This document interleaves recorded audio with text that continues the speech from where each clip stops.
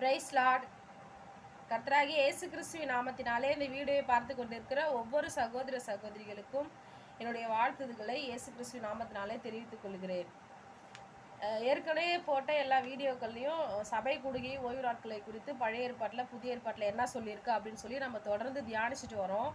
இந்த வீடியோவில் போன வீடியோவில் வந்துட்டு சபை கூடுகை எங்கெல்லாம் நடந்துச்சு, இப்போ எப்படி நடக்குது அப்படின்ற அந்த விதங்கள் எங்கெங்க நடந்தது அப்படின்னு சொல்லி அந்த காரியங்கள்லாம் போன வீடியோவில் பார்த்தோம். இந்த வீடியோவில் என்ன பார்க்க போகிறோம் அப்படின்னா, பெண்கள் வந்து திருச்சபைகளை வந்து ஸ்தாபிப்பதற்கு ஒரு தலைமை பொறுப்பெடுத்து நடத்துவதற்கு இதற்கெல்லாம் வந்து பைபிளில் இடம் இருக்கா இல்லையா?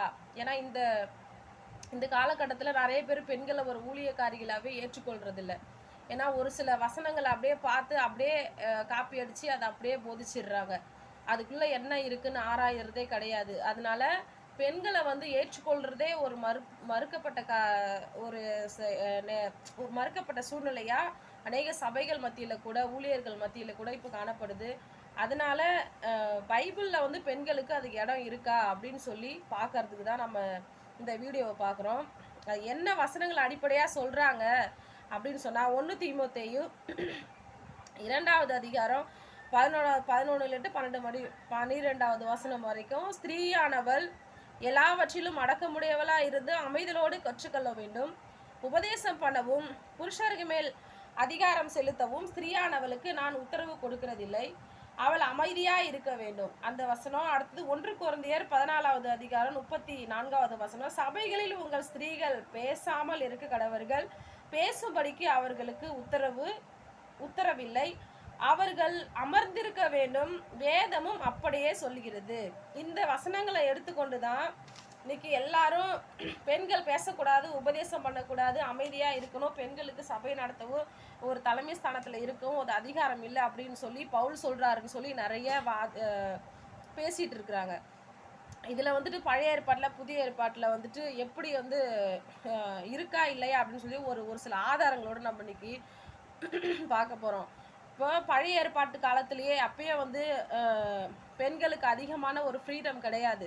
ஆனாலும் அந்த காலத்திலேயே தேவன் பலர் தீர்க்கதரிசிகளாக தெரிந்து கொண்டிருக்கிறாரு. பழைய ஏற்பாட்டுகளே மோசே காலத்திலே மிரியாம் ஒரு தீர்க்கதரிசியாக ஒரு தலைவியாக இருந்திருக்க, ஒரு ஆராதனை கூடத்துக்கு ஒரு தலைவியாக இருந்திருக்கிறா. ஒரு தீர்க்கதரிசி தேவனுடைய வார்த்தைகளை கேட்டு அதன்படி மக்களை சொல்லுகிற அவளும் ஒரு தீர்க்கதரிசியாக செயல்பட்டிருக்கிறா. அடுத்தது ஒரு சில பெண்களை மட்டும் நம்ம பார்க்கலாம். முக்கியமாக யோசியா காலத்தில் வாழ்ந்த உல்தாள் தீர்க்கதரிசி, 2 ராஜாக்களில் அவ்வளோ உல்தாள் தீர்க்கதரிசியை குறித்து பார்க்கலாம். அதில் யோசியா காலத்தில் வாழ்ந்திருக்கிறாங்க. அதில் மோசையோட நியாயப்பிரமாண ஆகமங்கள் அதில் உள்ள காரியங்கள் எல்லாம் ரொம்ப நாளாக மறைக்கப்பட்டு தோண்டி எடுக்கப்பட்ட அந்த நியாயப்பிரமாண ஆகமங்களில் உள்ள காரியங்களை வெளிப்படுத்தி இதெல்லாம் கடைபிடிக்கணும் அப்படின்னு சொல்லி இல்லைன்னா தேவனுடைய கோபம் வரும்னு சொல்லி அப்போ ஒரு வெளிப்படுத்த நல்ல ஒரு தீர்க்கதரிசியாக உல்தாள் காணப்படுறா. அடுத்தது யோசியா ராஜா அந்த காலத்தில் மக்கள் விக்கிரக ஆராதனையிலும் தேவனை விட்டு விலகி சென்று பல விக்கிரக ஆராதனைகளை அடிமை தடத்தில் பாவ காரியங்கள் அடிமையாக இருக்கும்போது அவங்கள கண்டித்து, ஏசப்பா வந்து நீங்கள் வந்து மனம் திரும்பினா தேவன் உங்களை வந்துட்டு என்ன பண்ணுவார் அப்படின்னா தேவனுடைய கோபம் வெளிப்படுன்னு சொல்லி எச்சரிக்கும் போது யோசியா ராஜா அவரே வந்து மனம் திரும்பி தன்னை தாழ்த்தி தேவன்கிட்ட வேண்டி இருக்கிறாரு. அப்போது தேவனுடைய வார்த்தையை கேட்டு இவங்க சொல்கிறாங்க, அவங்க ஆறுதலுக்கு நீங்கள் உயிரோடு இருக்கிற வரைக்கும் அந்த ஒரு காரியத்தை அழிவுகளை தேவன் இந்த பூமியால், அதாவது இந்த காலத்தில் அனுமதிக்க மாட்டார் இந்த அழிவுகள் அப்படின்னு சொல்லி ஒரு ஆறுதல் கொடுக்குறா. ஏன்னா அப்போ எரேமியா போன்ற தீர்க்கதரிசிகள் இருந்த அந்த காலத்திலேயே அநேக முக்கியமான அதிகாரிகள், முக்கிய ஸ்தலர்கள், அதாவது பிரதான ஆசாரி இல்கியா, இப்படி இந்த மாதிரி ஒரு சிலர், சாப்பான், அசாயா, இந்த மாதிரி ஒரு சிலர் முக்கியமான பொறுப்பில் உள்ளவர்கள், அதிகாரிகள், இவர்கள்லாம் போய் ஆலோசனை வந்து உல்தாள்கிட்ட கேட்டு வந்திருக்காங்க. உல்தாள்கிட்ட கேட்டு வரும்படி இந்த யோசியா ராஜாவால் அனுப்பப்பட்டும் இருக்கிறாங்க.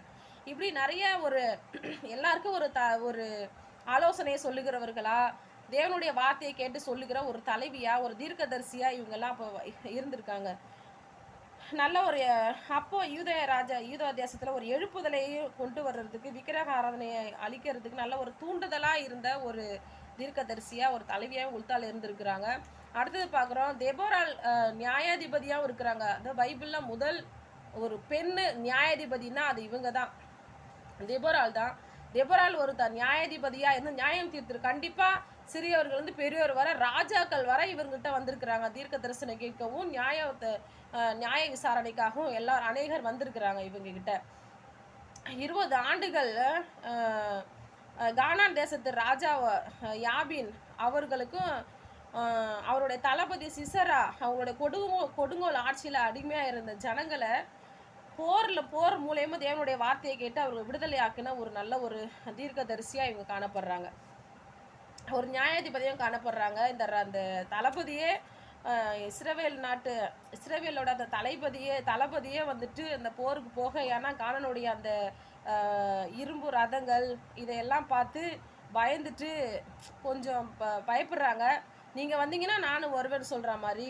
ஆனாலும் தெபோராள் தைரியமாக அந்த யுத்த காலத்தில் அவரோட போயிட்டு நல்லா ஜெயிக்கிறதுக்கு நல்ல ஒரு பலன் உள்ளவரா, தைரியம் உள்ளவளா, ஒரு தலைவியா, ஒரு தீர்க்கதரிசியா, தேவனுடைய நல்ல ஒரு பலனை பெற்றவளா அந்த தீர்க்கதரிசி தெபோராள் செயல்பட்டுருக்காங்க. ஒரு நியாயாதிபதியாக ஒரு சர்ச்சாக இருந்திருக்கிறாங்க. அதுக்கப்புறம் அவங்கள ஒரு பெண்ணுடைய கையினால தான் அவனுக்கு ஒரு சாவு, அவனோட தளபதிக்கு இந்த சிசேராவுக்கு ஒரு சாவுன்னு சொல்லி தீர்க்க தரிசனம் உரைத்த மாதிரி அதே போல் நடந்துச்சு. யாகேல்ன்றவள் அப்படின்ற ஒரு பொண்ணு இருக்காங்க. அவங்க சொன்ன அத்தனை காரியங்களும் நடந்திருக்கு. இவகிட்ட வந்து தெபோராள்கிட்ட நியாயம் கேட்க போனவங்க அநேகர் பெரியவர்கள் இருக்கிறாங்க. இவங்க எல்லாருக்கும் ஒரு தலைவியாக இருந்து தீர்க்கதரிசியாக இருந்து வழி நடத்தின ஒரு மகளாக, ஒரு தலைவியாக இவங்க காணப்படுறாங்க. இதுக்கப்புறம் இந்த போருக்கு அப்புறம் 40 ஆண்டுகள் வந்து தேசம் நல்லா அமைதியாக இருந்துச்சுன்னு சொல்லி நமக்கு பைபிள் அறிமுகப்படுத்துது. அதுக்கப்புறம் புதிய ஏற்பாட்டில் அன்னாள் தீர்க்கதரிசி இருக்கிறாங்க. புதிய ஏற்பாட்டில் பார்க்கணும், அன்னாள் தீர்க்கதரிசி இயேசுவை குழந்தையா ஆலயத்துக்கு கொண்டு போகப்படும் போது இவர் தான் உலக ரட்சகர்னு சொல்லி கண்டுகொண்டு அநேகருக்கு இவரை வந்து அங்கேயே பிரசங்கம் பண்ணியிருக்காங்க. இவர் தான் உலக ரட்சகர் சொல்லி பிரசங்கம் பண்ணியிருக்கிறாங்க. எடுத்து அநேகருக்கு பிரகடனம் பண்ணியிருக்கிறாங்க இவங்க. அப்படிப்பட்ட இவரும் 84 வயது உள்ள ஒரு முதுமையான ஒரு பெண்ணாக இருந்து தீர்க்கதரிசியாக இருந்து இரவும் பகலும் தேவாலயத்தை விட்டு விலகாமல் உபவாசித்து ஜெபித்து அநேகருக்கு வரவங்களுக்கு கண்டிப்பாக தீர்க்க தரிசனம் சொல்லி இவங்க அந்த ஜனங்களை வழி நடத்தினவங்களாக இருந்திருக்கிறாங்க. இவங்களும் வந்து ஒரு தீர்க்கதரிசியாக தேவனுடைய வார்த்தையை கேட்டு அநேகருக்கு வயதானவர் இல்லை, தீர்க்கதரிசினாலே வயதானவர் இல்லை, வாலிபர் இல்லை, எல்லாருக்கும் தீர்க்க தரிசனம் உரைக்கிறவங்க தான் தீர்க்கதரிசி. அப்படிப்பட்ட ஸ்தானத்தில் இவங்களும் இருந்திருக்காங்க. அடுத்தது நம்ம பைபிளில் பார்க்குற யூனியா அப்படின்ற ஒரு அப்போஸ்தலர், பெண் அப்போஸ்தலர். இவங்க பவுல் சொல்கிறாரு, பவுலுடைய காலத்துக்கு முன்னமே இவங்க வந்து ரட்சிக்கப்பட்ட ஒரு விசுவாசி அப்படின்னு சொல்லிட்டு ரோமருக்கு எழுதின நிருபம் 16வது அதிகாரம் 7வது வசனத்தில் சொல்கிறாங்க. அந்த்ரோனிகேஸ் அப்படின்றவர் கூட சேர்ந்து அவங்க 2 பேருமே அப்போஸ்தலர்கள் தான். இவங்க வந்து இவர் கூட சேர்ந்து ஊழியம் செய்திருக்கிறாங்க. அவரும் ஒரு அப்போஸ்தலர். இவங்க என்னோட வயதில் முதிர்ந்தவர்கள் அப்படின்னு சொல்ல, ஒருவேளை வந்துட்டு இயேசு கிறிஸ்து 70 பேர் அனுப்பப்பட்டவர்கள் ஒருவராக இருக்கலாம் அப்படின்னு சொல்லி ஒரு சில குறிப்புகள் சொல்லுது. அப்போஸ்தலர்களுக்குள்ளே பிரசித்த பெற்றவர்கள் எனக்கு முந்தின கிறிஸ்தவர்களாக இருந்தார்கள் அப்படின்னு சொல்லிட்டு பவுல் அப்போஸ்தலன்னு சொல்கிறாரு இந்த இடத்துல.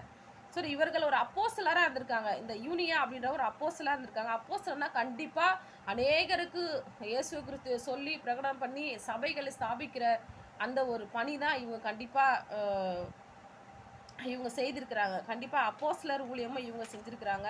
ஒரு பெண் செஞ்சுருக்காங்க. அடுத்தது பெபையால் வந்து ஆதி திருச்சபையில் பவுல் ரோமருக்கு நிரூபத்தை எடுத்துக்கொண்டு போனவங்க. இவங்க வந்துட்டு ஒரு கெங்கிரேயா நாட்டு சபை ஊழியக்காரி அப்படின்னு சொல்லி பவுல் இவங்களை அறிமுகப்படுத்துகிறாங்க. அநேகருக்கு உதவியாகவும் இருந்திருக்கிறாங்க.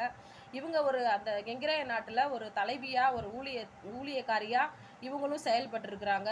ரோமர் 16:1-2 இவங்களை பற்றி சொல்லப்பட்டிருக்கிறோம். பிரிஸ்கில்லா அப்படின்னு இன்னொருத்தவங்க இருக்கிறாங்க.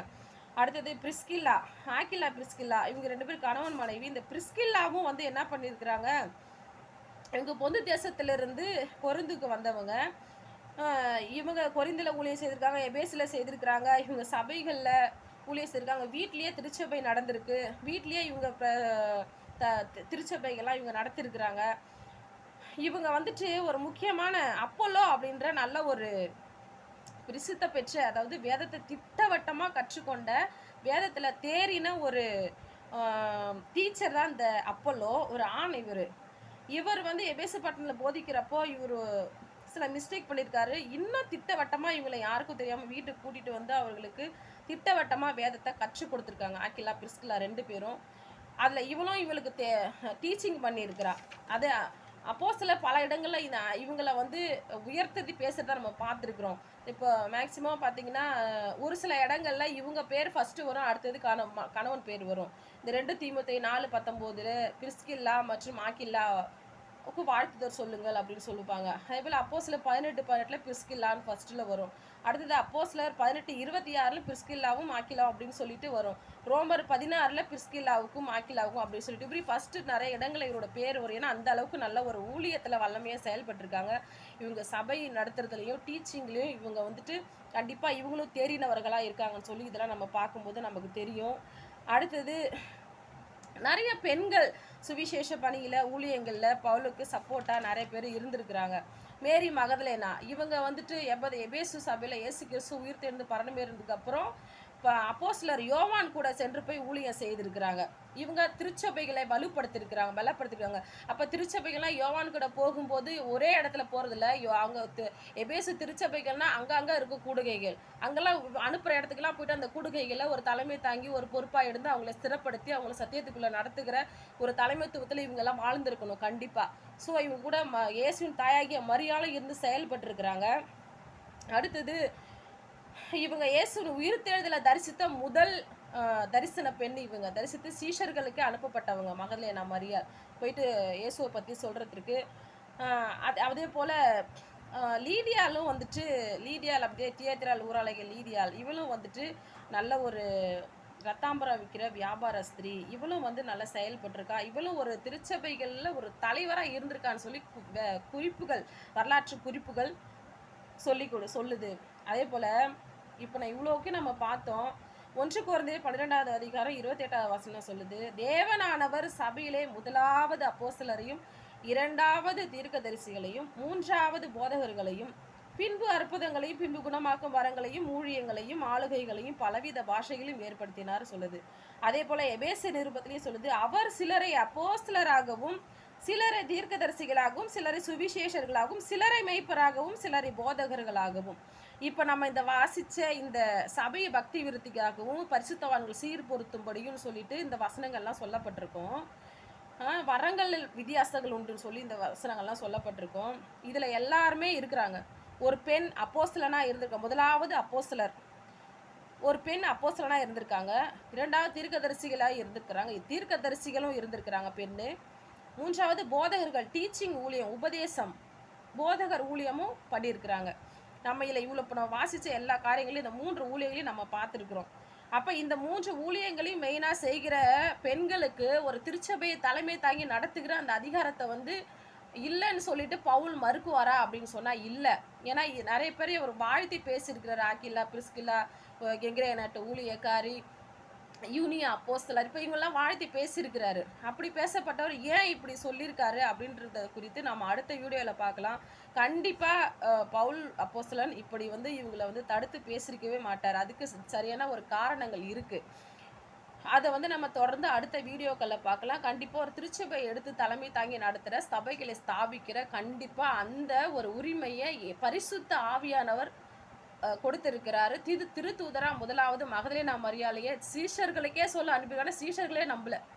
அப்படி பெண்களை பயன்படுத்தியிருக்கிறாரு. பெண்களை பரிசுத்த ஆவியினர் பயன்படுத்தியிருக்கிறாரு அபிஷேகத்தை கொடுத்து.